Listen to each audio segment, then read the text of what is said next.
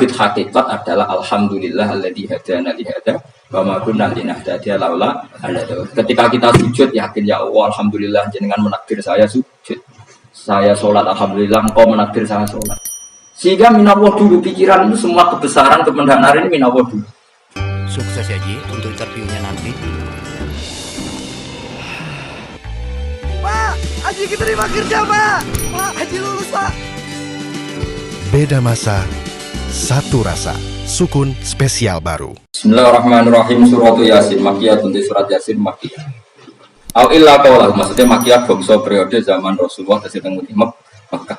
Au illa qawlahu kecuali dari Allah Ta'ala wa idza qila lahum anfiqu ala ayat niku. Au madaniyatun, terus sebagian ulama darani surat Yasin bangsa napa? Madaniyah. Isnatani iku loro wa samanun lan 80 apane ayatan-ayat. Surat Yasin kabeh berjumlah berapa? 82 ayat. Bismillahirrahmanirrahim. Yasin. Ya semua ulama makna Yasin itu makna nama lain dari Rasulullah Muhammad sallallahu alaihi wasallam. Meskipun secara ikhtiyat, secara hati-hati mufassir biasanya bilang Allahu a'lamu bi muradi bi. Allahu a'lamu dzat sing pirsa bi muradi kelan kersane Allah bi iklan Yasin. Tapi kita tahu secara ahwalul ulama, ya saya ulang lagi, kita tahu secara tradisinya ulama tetap mengatakan Yasin maknanya ya Muhammad. Buktinya terusannya apa? Innaka laminal mursalin. Innaka ke siapa coba?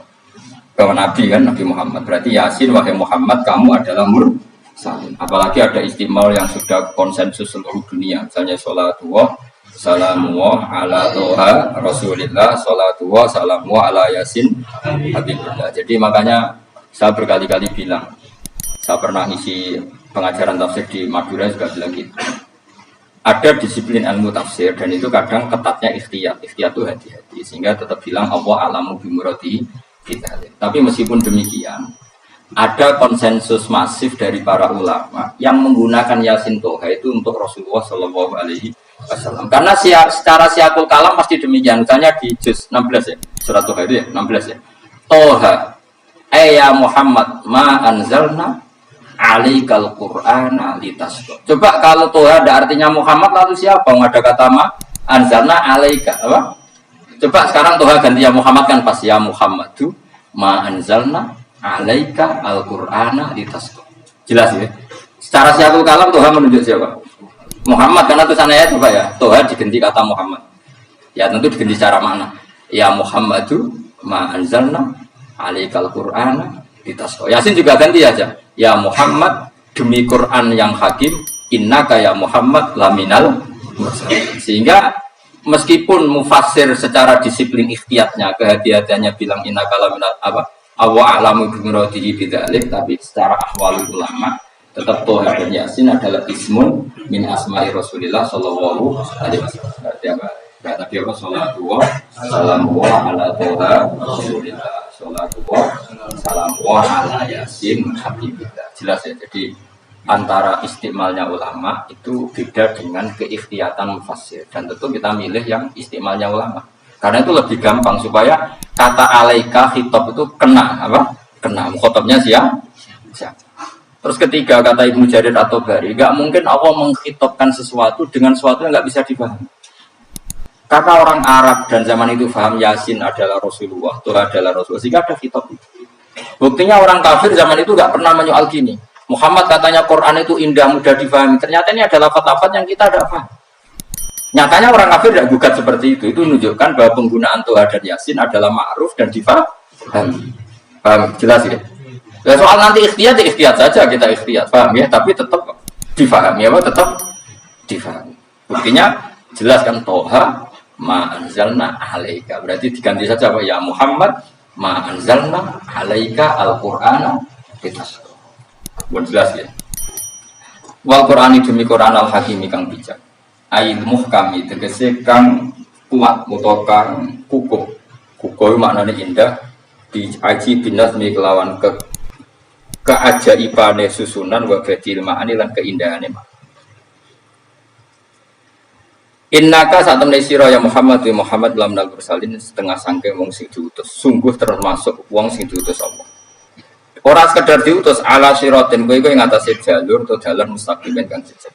Uti alaihi muta'alliqun ta'alluq bima qara kobra kang sedurunge iki dawuh. Aitorikil ambiya tegese kowe iku sesuai dalane para-para nabi koblakas dunya sira. Maknane torikil ambiya ya tauhid tegese tauhid wal hudalan petunjuk. Wa taqitu tinau kiti fil qasami lan qasam wa qiri lan liyane qasam murad niku nolak liqaulil kufari marang nabi wong kafir lagu maring nabi wong kafir komentar ning nabi napa lasta mursalah Muhammad iku ora rasul. Terus Allah jawab innaka laminal mursalin. Tanzilal azizi kang kowe iku dadi rasul mergo untuk turunan untuk keturunan Quran sing aziz sing tanzilal aziz kang Quran iku dadi sesuatu sing diturunno Allah sing aziz fi mulkihi dan kerajaane wa ar-rahimi kang welas bi khalqihi lan makhluk utai lafat tanzil ku khabar mubtada ya karena Imam Suyuti baca tanzil sehingga dia nerkep nyamuk dadak tapi kira kita kan baca apa tanzila makanya saya berkali-kali ngaji itu sama guru Imam Suyuti dia itu bacanya tanzilu makanya dia rekep jadi khobar sementara kira kita tanzila maka kita rekep jadi maf'ul mutlaq paham ya makanya kamu gak usah bingung iki kok jadi khobar padahal macamnya tanzila utara bingung mergo ora familiane loro ya jadi yang jelas Imam Suyuti itu kadung milih rofa makanya dia rekep khobar paham ya tanzilu makanya dia rekep apa khobar kalau kita baca kan tanzila, maka itu maf'ul mutlak atau nyimpan kata amdahu. Ayil Quran itu kese Quran. Bi khabar mubtada'in muqaddarin. Apa sing kang aran tanzilul aziz ya Quran tentu Quran. Quran tujuane ditungzira supaya ngekeki peringatan sira bil Quran kauman ing kaum muta'alliqun bitanzil. Ma'unzira kang ora dikeki peringatan sapa abang bapak wong akeh elam ning baru. Iki ora dikeki peringatan sapa akeh fi zamanin fatra ing dalem.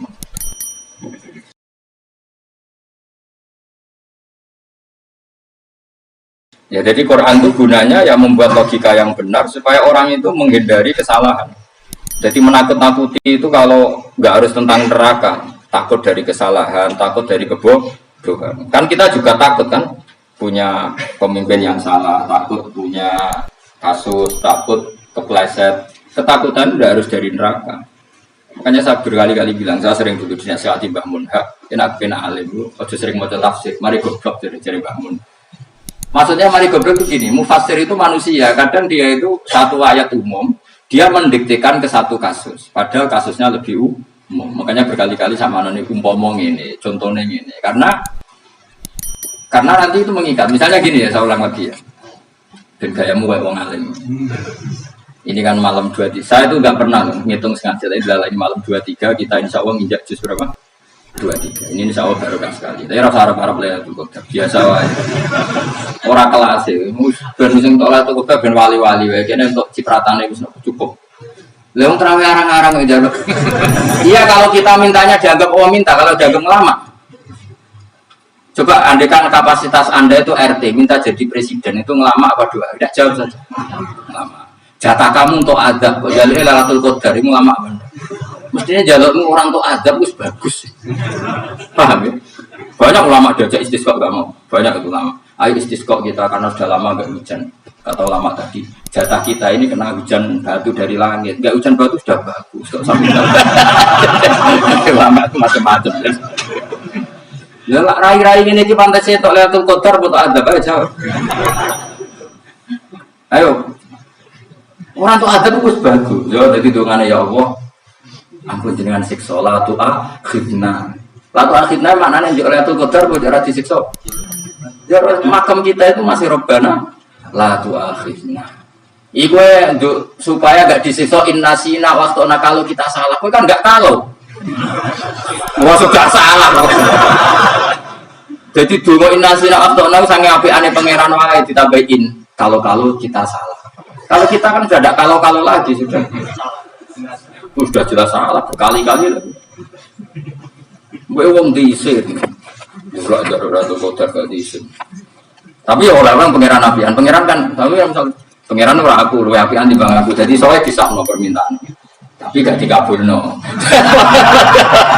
Mau disahno, tapi rasa disahno itu iman jalin dan goblok dia menang, macam-macam. Makanya doa paling fair itu ya Rabbana dzolamna anfusana wa lam taghfir lana wa tarhamna lanakunanna. Makom kita itu disepuro pangeran. Wis bener apa wa innaka afuwwun karim tuhibbul afwa fa'fu anna. Ora ana guru-guru kita ndonga, ya Allah anilna lailatul qadar ya Allah. Ka ora sarapku kita ora ngajar nomor ya wa innaka afuwwun karim tuhibbul afwa fa'fu anna. Jenengan kendhat sing kathah nyepurane lan seneng nyepuro pun jenengan sepuro. Iku bagus. Untuk lailatul qadar kene untuk srengenge. Terus dulu angin. Angker dia angan daerah gunung itu banter terusan. Wong tahu diri, maksud kula nggih tetep minta Lailatul Qadar tapi tahu diri. Misalnya suwe bersedekah, puasa, bersolat 1000 rakaat, terus utang mesti sahur. Sampai togo-togo sing mbok dolimi jalui sepuro. Pas kowe tenan mergo ngrasa ora dolim, untuk Lailatul Qadar. Tapi kira ngrasa ora dolim wis ujug sombong. Om sombong kira berhak meraih. Nah terus dia Gus ya biasa wae. Makom kita ora kena adab itu sudah luar biasa. Ini orang penuh adab begini. Terus ngene iki luar biasa, no? Luar biasa. Gua nangan tuh pulau. Terus ngene iki keadaan seperti ini terus. Soalnya dungane wae Rabbana la tu'akhidna bin nasina wa akhtana. Jadi itu sudah luar biasa. Nah, ini kan teruskan Dawe Mbah Mun. Misalnya Allah bilang gini, fattaku, maka takutlah kamu. Biasanya fasir ditambahi minan nar, maka takutlah kamu masuk. Sebetulnya yang perlu dihindari dari kita takut itu, takut salah, takut bodoh, takut terdolimi, takut mendolimi orang lain, takut hidup tidak ada gunanya. Tapi mufasir tentu milih yang populer, takutlah kamu dari api. Coba misalnya gini, kita nanti masuk surga. Kemudian zaman di dunia kita tidak pernah berkampanye ya atau berkontribusi untuk agama Allah. Cara saya itu izin. Kata Imam Malik, saya masuk surga. Kemudian orang mencintai saya, nah masuk surga itu sama. Rasulullah juga gitu. Saya sebagai pemimpin umat, saya malu masuk surga dan satu dari umat saya masih masuk. Nah, itu lama dulu tuh ketakutannya bukan sekedar masuk neraka, takut malu, takut bodoh, takut keliru, takut. Saya misalnya nanti masuk surga itu malu dengan saya tidak pernah ngajar tafsir Jalalain. Malu saya.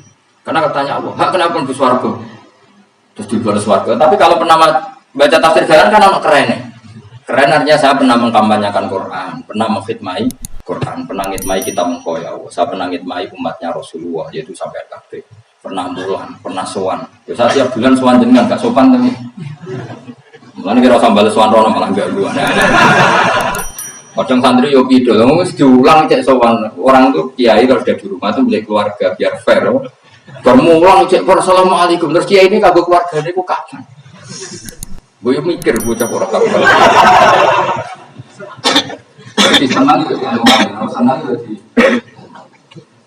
saya ulang lagi. Nah, kata yang ditafsir itu sering tidak mengikat. Makanya kata Bangun baca tafsir itu dikurangi. Maksudnya dikurangi itu bukan apa-apa. Maksudnya tadi kalimat yang ditafsir itu tidak mengikat. Yang mengikat itu yang kalimat di Quran. Nah, kalimat Quran itu umum, kenapa? Misalnya gini, Allah kalau gini, ikdilu, kamu harus berbuat adil. Lalu adil itu misalnya mufasir menafsir, adil itu menyamakan di antara dua orang konflik. Misalnya di MK 01 dan 02 dianggap sama, itu namanya adil. Itu kan dawai mufasir. Atau misalnya gini, Allah bilang gini ke saya, hak kena jadi kiai sing adil. Terus adil ditafsiri orang, adil itu menyamakan sesama murid, haknya sama. Nah, tapi bisa saja adil itu di luar itu semua. Misalnya gini, ternyata adil menurut Allah gini, adil maknanya seimbang, apa? Adil itu maknanya apa? Seimbang. Lalu keseimbangan seorang hamba adalah dia ingat Allah lebih banyak. Karena ini bandul yang benar-benar nyata. Allah itu nikmatnya nyata. Sehingga ketika saya sebagai orang alim ingat saya alim itu karena Allah, dikasih ilmu Allah, dikasih cerdas Allah, dikasih semuanya dari Allah. Sehingga saya itu tidak merasa kumuluhur pada kalian karena semua ini dari Allah. Kemudian Allah sendiri yang memerintahkan, kamu harus mengajar. Maka saya ada Arab-Arab salam sampeyan, penghormatan sampeyan, apresiasi sampeyan karena saya hubungannya hanya dengan Allah Subhanahu. Itu namanya adil, meletakkan sesuatu proporsional. Itu juga adil. Makanya seseorang itu nggak bisa dikatakan abid selagi belum tahu kalau ibadahnya minallah. Jadi misalnya ke ibadah tok, ternyata kamu yakin itu ibadah kamu, amal kamu itu belum abid.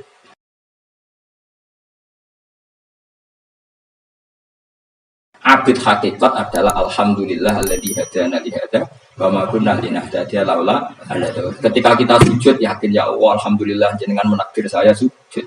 Saya sholat alhamdulillah engkau menakdir saya sholat. Sehingga minallah dulu pikiran itu semua kebesaran kemenangan ini minallah dulu. Baru setelah minallah kita yakin billah. Setelah billah juga yakin ilallah. Misalnya gini ilallah itu. Setelah saya ngajar tafsir Jalalain kepentingan saya satu. Hamba-hambanya Allah menjadi tambah mencintai Allah. Tidak mencintai saya, enggak penting sama mencintai saya. Makanya Imam Syafi'i tiap mengajar bilang begini. Wadidtu annal khalqa ta'allamu hadal ilma wala yahmadunani. Saya senang kalau kalian belajar fikih sama saya, tapi kamu tidak usah muji saya. Jadikan fikih ini alat taqarrub kamu kepada Allah. Itu namanya minallah wa ilallah. Itu adil. Tapi adil yang dijelaskan ulama beda-beda tadi. Ada mengatakan adil adalah proporsional antara murid, antara keluarga dan murid. Meskipun kamu senang mulang, jangan merantarkan keluarga, itu tidak adil. Itu kan versi, no? Maksudnya bangun, kamu jangan terjebak versi-versi dalam tafsir. Paham ya? Karena Allah hanya ngendikan i'dilu wa aqrabu. Paham ya? Tapi kan penjelasan adil itu orang versi. Paham ya? Ada yang nulis adil adalah meskipun mimpin masyarakat ya ingat keluarga. Karena sing tukang wayo oleh nafsir adil adalah karena laki tidak cukup istri satu maka ya kan dia repot. Tapi kalau kadung istrinya 3 atau 4, adil adalah harinya sama meskipun janda dan perawan. Jari sing lanang gak adil adalah proporsional. Sing wis suwi dikumpuli dikurangi. Yang baru ditambah. Ya mungkin kabeh enggak kalau nuruti. Mungkin enggak? Ya, tapi itu kan versi, no? Maka kata Mbah Mun itu memang sebaik. Saya itu merasakan, saya sebagai mufassir merasakan memang saya kan sering baca Jalalain beda dengan tafsir Munir, nanti beda dengan tafsir Qurtubi. Saya beri contoh misalnya. Dan kamu pasti salah jawab ini. Kalau kamu benar berarti ya alim tenan. Wa idza darabtum fil ardi falaysa 'alaikum junahun an taqsuru minas shalah. Orang kalau pergi itu boleh enggak ngosor salat? Enggak jawab saja. Boleh kan? Ngosor salat itu apa? Misalnya salat asar 4 jadi berapa? 2. Kalau isya jadi 2. Kalau subuh enggak, sudah maju lah. Maghrib enggak, kan yang bisa dikosor hanya berapa? Yang rubaiyah, yang apa? Berarti kamu yakin antak suruh minas shalah artinya 4 jadi 2, yakin? Enggak, jawab saja. Yakin. Nah itu termasuk orang pinter ya. Berarti ilmu lagi subtrip. Ya. Sebetulnya kata Imam Qurtubi enggak. Ayat itu kan hanya bilang gini, kalau kamu bepergian maka kamu boleh menyendak sholat. Qasru itu memotong. Dari aturan yang dulu 4 menjadi 2. Sebetulnya tidak hanya itu toh. Aturan tidak boleh membawa najis menjadi boleh. Aturan harus tumakninah menjadi tidak harus tumakninah. Misalnya kamu sholat dalam keadaan perang, wajib tumakninah apa boleh sambil lari-lari? Boleh sambil lari-lari. Boleh gak ketika perang kamu sholat sambil menghadap tidak ke kiblat? Boleh. Makanya antak suruh minas sholat maknanya apa? Jika kamu pergi, maka dalam konteks itu kan perang ya. Ayat itu memang konteksnya perang. In khiftum ayyafinakumul ladzina kafar. Jika kamu dalam keadaan perang, maka boleh memangkas apa yang pernah wajib dalam aturan sholat. Paham ya? 4 menjadi 2. Garusan menghadap kiblat menjadi tidak wajib. Membawa najis sholat sah enggak? Enggak kan? Tapi kalau dalam perang, kemudian pedang kamu ada najis, boleh dibawa enggak? Boleh. Jadi maknanya tak suruh a'ammu min ayakuna qasru sholat wa a'ammu min ayakuna wajibati sholat yang sekarang enggak wajib. Semua itu namanya juga meringkas kewajiban. Berarti nak mana nih? Jika kamu dalam keadaan perang maka boleh memangkas sesuatu yang dulu wajib menjadi tidak wajib, yang dulu haram menjadi boleh. Tapi mufassir mencontohkan qasrul sholat hanya 4 menjadi 2. Dong. Oh ya, kakek alim mulut tenan wis dokter tafsir. Enggak tak, ini sudah di. Tapi orang lain ngaku. Jadi itu contoh kecil. Jadi mufassir karena kebetulan dia tahunya hanya qasrul sholat itu 4 jadi 2, dia itu. Padahal di tafsir lain diterangkan qasru itu artinya menyingkat atau mencendak atau memangkas. Dulu wajibnya sholat itu nggak boleh bawa sesuatu yang najis. Tapi kalau sholat dalam keadaan perang dan pedang kamu ada darahnya boleh nggak dibawa? Boleh. Bahkan Allah menyuruh dibawa. Dan boleh nggak madhep kiblat. Fa in khiftum farijalan aw Nah, lagi faida amintum fadkurullaha kama allamakum. Ketika keadaan aman baru sholat sesuai standar. Nah, berarti kan ada qasrus sholat, ada pemangkasan aturan sholat. Kayak misalnya begini. Dalam keadaan normal boleh nggak kamu motong pohon pisangnya tetangga tanpa izin? Nggak boleh kan? Tapi misalnya ada banjir bandang, kemudian kamu bisa selamat kalau motong itu wajib izin apa malah haram izin? Haram izin, harus kamu langsung potong, karena kalau tanpa begitu kamu dan yang punya wajib meridoi. Kalau nggak meridoi disalahkan syarak malah. Paham ya? Jadi ini penyolongan yang wajib. Tapi tak sebab potong kayak ngelangiin, terus gedangnya berpangan itu berlebihan. Karena Allah memaklumi hanya untuk ngelangi. Jumlah harus menisan, nah itu di luar izin syariat apa? Di luar izin syariat, itu melampaui batas ya. Syaratnya boleh itu ghairu baghi wala faman itu darurat syaratnya ghairu baghi wala tidak boleh melebihi batas. Oh, apa ngetok gedangnya jupuk sing mateng dipangan ketok. Ora oleh. Paham jelas ya?